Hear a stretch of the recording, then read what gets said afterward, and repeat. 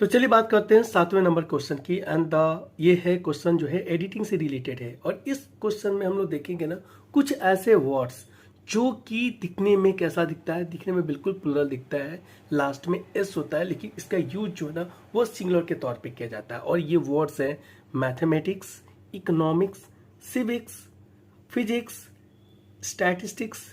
इस तरह के वर्ड्स है यूनाइटेड स्टेट्स और यूनाइटेड स्टेट्स ऑफ अमीरात। तो इस तरह के वर्ड्स के साथ ना कुछ और वर्ड्स भी होंगे जो हम लोग देखेंगे, तो इसके साथ ना सिंगुलर यूज करते हैं। अब चलिए देखो कैसे करते हैं। Let's talk about some subject. कुछ सब्जेक्ट के बारे में हम लोग बात करते हैं।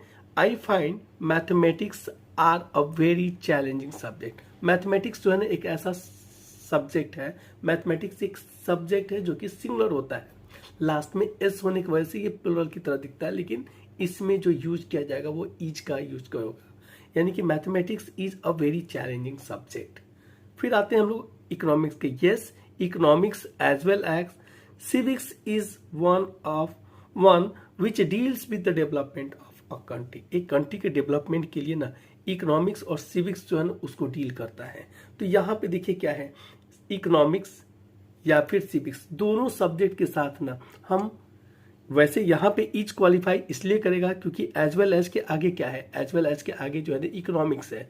तो इकोनॉमिक्स भी सिंगुलर ही है, एक सब्जेक्ट का नाम है, इसलिए इसको क्या करेंगे, इज ही क्वालिफाई करेगा। और ये बिल्कुल यहाँ पे नो करेक्शन आएगा, यानी कि यहाँ पे कोई एरर नहीं है। Economics as well as civics is one which deals with the development of a country. आते हैं सी नंबर की बात करते हैं, यानी कि तीसरे नंबर की बात करते हैं। So far physics are concern. Physics एक सब्जेक्ट है, फिजिक्स आर नहीं होगा बल्कि क्या होगा, so far physics is concern genius like Newton, Einstein have contributed a lot. ठीक है, अब आते हैं अगला जो है ना वो डी की बात करते हैं। Statistics present. अब देखिए क्या है, स्टैटिस्टिक्स ना ये दिखने में प्लुरल दिख रहा है, लेकिन ये बिल्कुल भी प्लुरल नहीं है, ये सिंगुलर की तरफ पे यूज किया जा रहा है। स्टैटिस्टिक्स अब वो सिंगुलर है तो वर्ब का ये पांचवा फॉर्म यानी कि V5 यूज आएगा। प्रेजेंट, प्रेजेंट नहीं होगा बल्कि एरर हमें दिखाई दे दिया कि स्टैटिस्टिक्स प्रेजेंट्स, एस लगेगा, the complex thing in simple manner. बात करते हैं 5वें नंबर की। तो 5वां number, the United States are a country which has excelled well in scientific works. अब देखिए क्या है, यूनाइटेड स्टेट्स ये दिखने में बिल्कुल एस लगने की वजह से लास्ट में जो एस जो है ना उसकी वजह से लग रहा है, ये प्लुरल बिल्कुल भी नहीं है, ये एक कंट्री का नाम है और इसकी वजह से क्या होगा, ये एक सिंगुलर है और यहाँ पे हम लोग यूज करेंगे the United states is the country which has excelled well in scientific works. आते हैं अगले पे, और ये जो एफ नंबर है, एफ की बात करते हैं। But United Arab Emirates are not at par with United States in scientific discoveries. अब देखिए ये भी एक कंट्री का ही नाम है, तो यहाँ पे हम लोग बात क्या करेंगे, यहाँ पे आर नहीं लगाएंगे बल्कि क्या लगाएंगे, इसके साथ जो है ना इज लगाएंगे। आते हैं अब हम लोग जी पॉइंट पे, यानी कि जी में क्या आ गया, माई कंपनीज हेड क्वार्टर्स। अब देखिए यहाँ पे एस लग गया, headquarters are based in United States. Headquarters ये एक सिंगुलर है तो इसके साथ क्या लगेगा, इज लगेगा।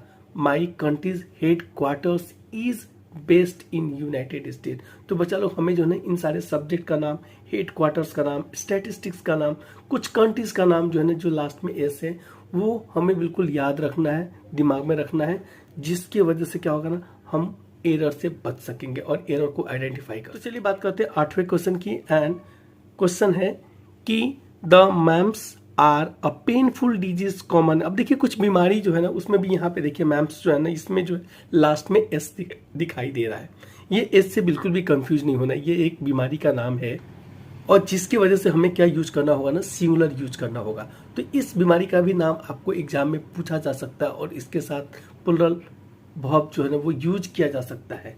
तो आपको जो है ना याद रखना है कि ये एक सिंगुलर है और इसके अनुसार क्या होगा ना, mumps is a painful disease. ठीक है, आते हैं अगले बी पे, मेजलिस आर अनदर ठीक है ना, मतलब कि एक और बीमारी की बात कही गई, यहाँ पे एस दिखाई दे रहा है लास्ट में, बिल्कुल एक बीमारी का नाम है और इसके साथ ना इज ही यूज किया जाएगा, यानी कि मिजलिस आर नहीं बल्कि is another that pose threat to. देख लेते हैं और अगला जो है ना वो सेंटेंस देखते हैं हम लोग, क्या है, this diseases is known in many other countries including. तो डीज डिजीजेज, ये डिजीजेज जो है ना कई सारे कंट्रीज में पाए जाते हैं। अब देखिए यहाँ पे दीज डिजीजेज, तो यहाँ पे इज नहीं बल्कि क्या होगा, आर रहेगा, तो यहाँ पे इज के जगह पे आर लिखेंगे। Nothing stops Korean men from their right to live with fun.